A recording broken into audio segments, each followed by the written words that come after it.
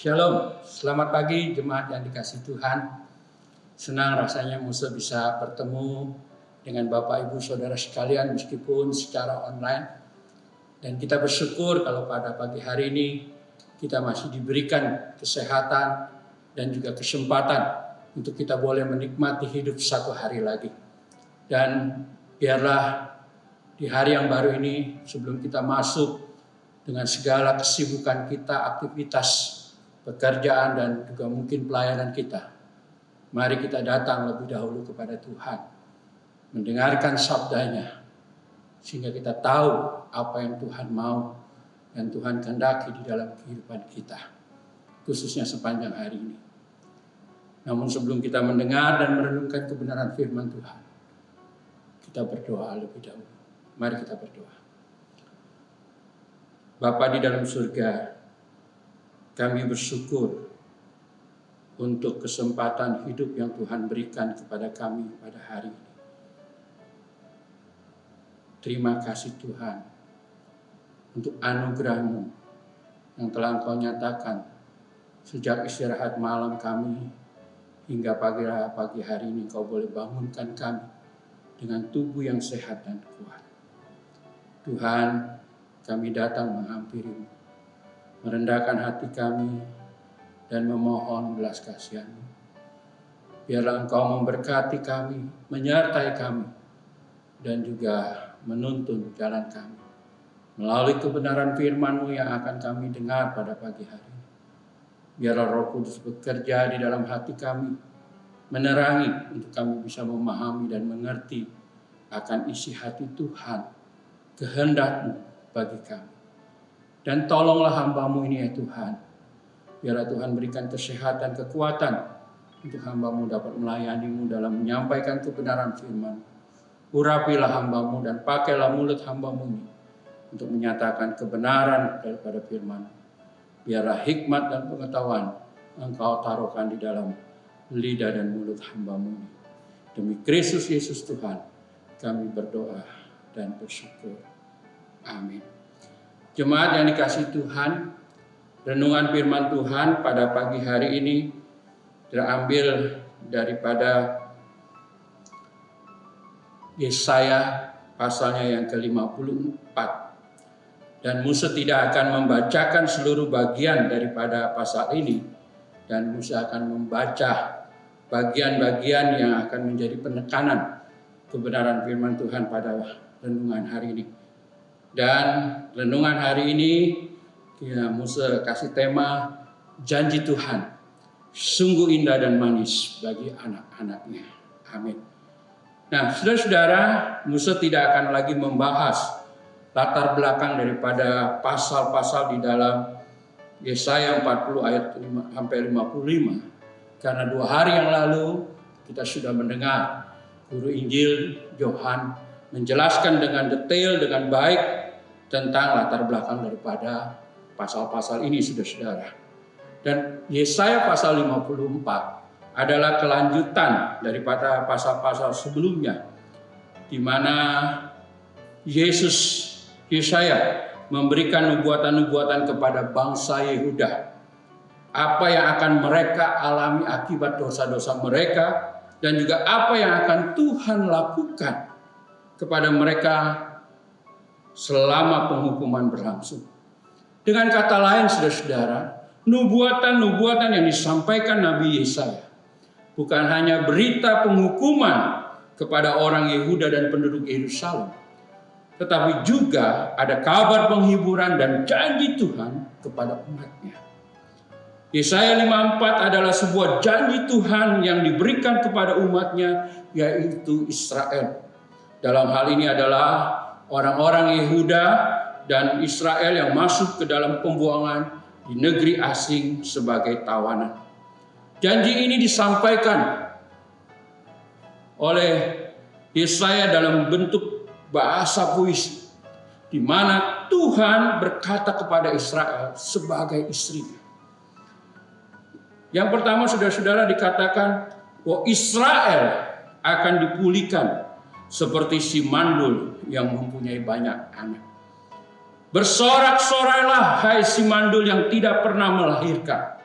Bergembiralah dengan sorak-sorai dan memekiklah, hai engkau yang tidak pernah menderita sakit bersalin. Sebab yang ditinggalkan suaminya akan mempunyai lebih banyak anak daripada yang bersuami, firman Tuhan. Lapangkanlah tempat kemahmu dan bentangkanlah tenda tempat kediamanmu. Janganlah menghematnya dan panjangkanlah tali-tali kemahmu dan pancangkanlah kokoh-kokoh patok-patokmu. Sebab engkau akan mengembang ke kanan dan ke kiri. Keturunanmu akan memperoleh tempat bangsa-bangsa dan akan mendiami kota-kota yang sunyi. Saudara. Si mandul yang dimaksud di sini, saudara-saudara, menunjuk kepada Sarah, istri Abraham. Kita tahu, saudara-saudara, ya, bahwa nenek moyang bangsa Israel yaitu Abraham dan Sarah, di mana Sarah ya mandul, tetapi karena janji Tuhan kepada Abraham bahwa Abraham akan mempunyai banyak keturunan seperti pasir di laut dan bintang di angkasa, saudara-saudara. Melalui benih Sarah, sang nyonya, bukan daripada Hagar hambanya atau budaknya. Maka lahirlah Ishak, kemudian Yakub, dan Yakub mempunyai 12 anak yang keturunannya dipilih Tuhan sebagai umatnya. Demikian juga Tuhan akan memulihkan umatnya yang menjadi tawanan dan buangan di negeri asing, di mana mereka akan menjadi bangsa yang besar dan berkembang untuk mendiami bukan saja tempat di mana Tuhan sudah memberikan, tetapi juga tempat bagi bangsa-bangsa lain. Janji ini, saudara-saudara, bukan saja memberikan penghiburan kepada mereka, tetapi juga pengharapan, sukacita, dan semangat kepada mereka di tengah-tengah rasa malu, hinaan, dan tekanan oleh bangsa Kasdim yang menindas mereka, saudara-saudara. Yang kedua, saudara-saudara, dikatakan Israel akan dipulihkan seperti janda yang diterima kembali oleh suaminya. Saudara bisa membaca di dalam ayat yang keempat dan kelima. Menjadi seorang janda bukanlah hal yang menyenangkan, saudaraku. Karena semua orang akan memandang hina, memandang rendah, dan curiga dengan hidupnya. Stigma janda membuat kita tidak bisa luasa untuk berkarya. Hal itulah yang dialami oleh Israel ketika mereka menjadi orang buangan. Mereka merasa ditinggalkan dan dilupakan oleh Tuhan suaminya. Ayat yang keempat dikatakan, janganlah takut sebab engkau tidak akan mendapat malu. Dan janganlah merasa malu sebab engkau tidak akan tersipu-sipu. Sebab engkau akan melupakan malu keremajaanmu dan tidak akan mengingat lagi aib kejandaanmu. Sebab yang menjadi suamimu ialah Dia yang menjadikan engkau. Tuhan semesta alam namanya. Yang menjadi penebusmu ialah yang Maha Kudus, Allah Israel. Ia disebut Allah seluruh bumi, saudara-saudara. Ya. Tetapi Tuhan dikatakan menebus dan menerima kembali Israel, sehingga Israel tidak lagi menjadi janda, sebab suami Israel adalah Tuhan yang menjadikan Israel sebagai mempelai wanitanya. Sebab seperti istri yang ditinggalkan dan yang bersusah hati, Tuhan memanggil engkau kembali. Masakan istri dari masa muda akan tetap ditolak, firman Allah. Itulah, saudara-saudara, Israel akan dipulihkan seperti janda yang diterima kembali oleh suaminya. Tuhan menebus dan menerima kembali Israel untuk menjadi daripada mempelai wanitanya. Yang ketiga, saudara-saudara, ya, Yesaya juga mengatakan bahwa Israel akan dipulihkan dan akan menikmati berkat-berkatnya. Berkat apa yang akan Tuhan berikan di dalam janjinya? Yang pertama, saudara-saudara, yaitu kasih Tuhan tidak akan berubah dan meninggalkan Israel. Kalau saudara membaca di bagian ayat yang ke-7 yang ke-10, saudara akan melihat, walaupun Tuhan menghukum dan mengganjar Israel dalam mukanya, oleh karena dosa-dosa mereka yang besar terhadap Tuhan, tetapi dalam anugerahnya Tuhan mengasihi dan menebus mereka selama-lamanya. Bahkan ini dibuktikan seperti pada zaman dikatakan, di mana Tuhan bersumpah tidak akan lagi ada air bah meliputi bumi. Demikian juga Tuhan bersumpah tidak akan lagi murka dan menghadik Israel, saudara. Bahkan apapun yang terjadi, Tuhan tetap mengasihi mereka. Dan perjanjian damainya tidak akan berubah karena Tuhan mengasihi mereka. Ayat yang ke-10.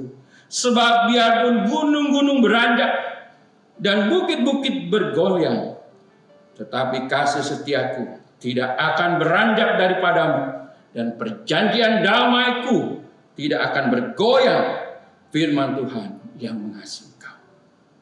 Ini berarti, saudara-saudara, bahwa kasih setia Tuhan kepada umatnya tidak berubah. Meskipun kehidupan kita sering kali menyakiti, melukai, membangkang, memberontak dan melawan Tuhan. Tapi Tuhan tetap setia. Dia tetap pegang perjanjian damainya. Dia tahu bahwa dia adalah Allah Israel dan Israel ada umatnya. Maka Tuhan akan mengembalikan dan terus memulihkan dan akan mengangkat mereka kembali menjadi anak-anaknya. Berkat yang kedua, saudara-saudara, Tuhan akan memberikan kemakmuran kepada Israel, saudara-saudara. Ya, kalau saudara baca di dalam ayat yang ke-11 dan ke-12, Tuhan akan membangun kembali kehidupan Israel dengan hal-hal yang baik dan berharga yang memberikan kemakmuran bagi mereka. Ini digambarkan laksana membangun rumah dengan batu permata yang mahal, dikatakan di dalam ayat 11-12. Ya, mereka, Tuhan akan membangun, ya, Israel seperti rumah dengan segala batu permata yang mahal dan berharga.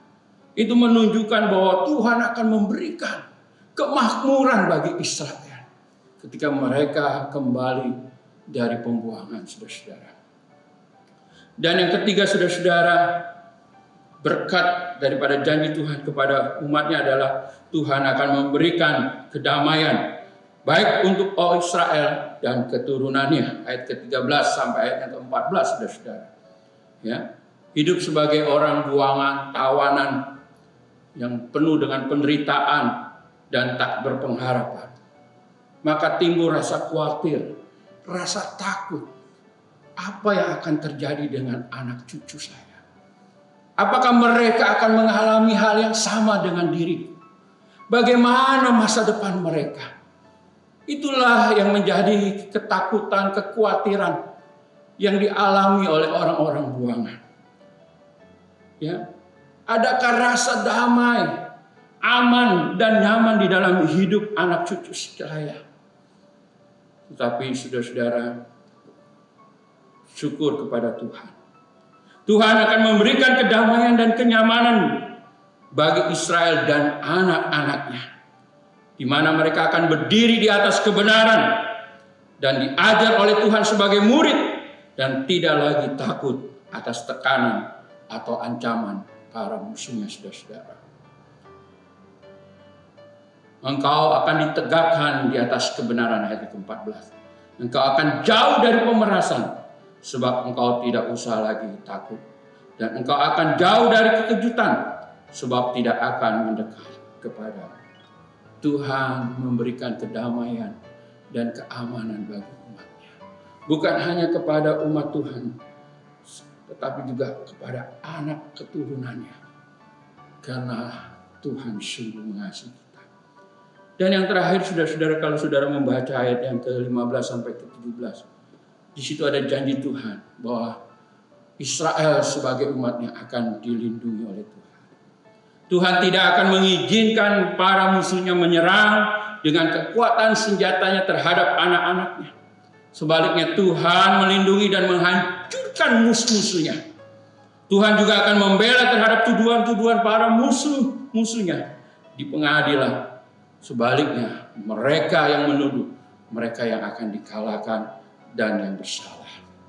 Itulah janji Tuhan yang mendatangkan berkat kepada orang-orang yang sedang ada di tempat pembuangan. Israel yang sedang menjadi tawanan, menjadi orang buangan, mendapat kabar sukacita, kabar penghiburan yang disampaikan oleh Nabi Yesaya, yaitu janji Tuhan kepada mereka. Mereka akan dipulihkan, mereka tidak lagi akan ditinggalkan dan dilupakan seperti seorang janda, dan mereka akan menikmati berkat-berkat dari janji Tuhan. Mereka akan menikmati kasih setia Tuhan yang tidak berubah.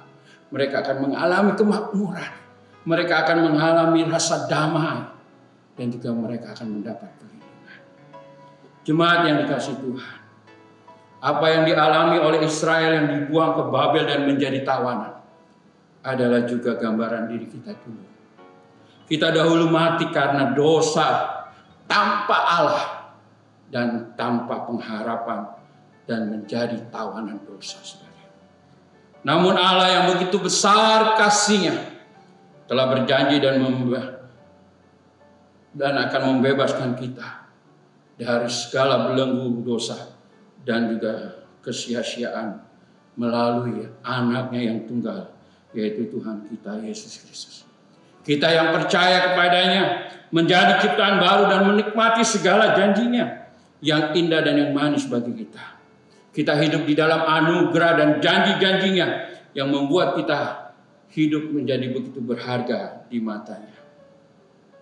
Saudara-saudaraku, kalau hari ini engkau merasa hidupmu suram, tanpa pengharapan dan putus asa, oleh karena kesulitan, kesusahan, dan penderitaan, baik itu karena akibat langsung ataupun tidak langsung dari pandemi yang terjadi saat ini, ingatlah janji Tuhan. Dan percayalah Ia akan memulihkan hidupmu dan memperbarui hidupmu. Dia akan ganti segala kedukaan, kesedihan, tangisan saudara dan saya menjadi sorak-sorak kemenangan. Karena kasih setia Tuhan tidak akan beranjak dan beralih dalam hidup kita. Sehingga kita boleh menikmati segala yang baik.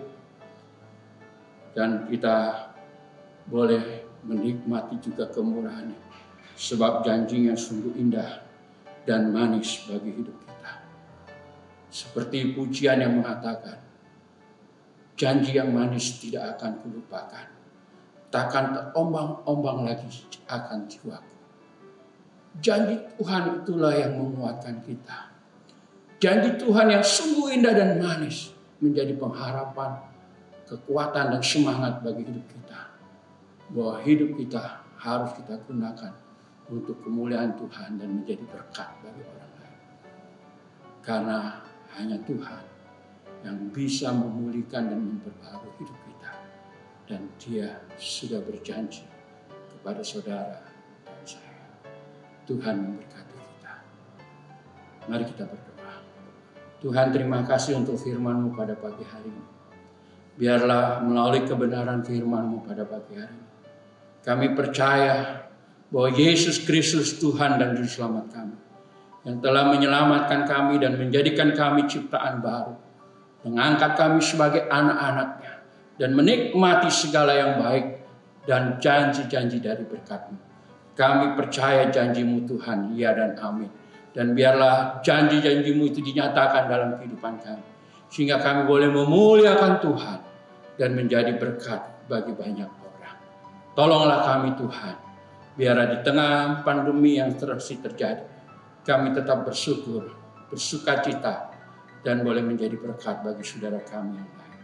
Berkatilah rumah tangga kami, berkatilah pekerjaan dan usaha kami, berkatilah pelayanan dan kehidupan kami, sehingga melalui berkat-Mu ya Tuhan, kami boleh memuliakan Engkau dan menjadi berkat bagi sesama kami. Tuhan dipermuliakan. Terima kasih Bapa. Demi Kristus Yesus Tuhan, kami berdoa dan bersyukur dan menyerahkan hidup kami sepanjang hari ini ke dalam tangan-Mu. Haleluya. Amin. Terima kasih jemaatku yang dikasihi Tuhan. Selamat pagi dan selamat bekerja. Salam sehat dan Tuhan memberkati. Amin.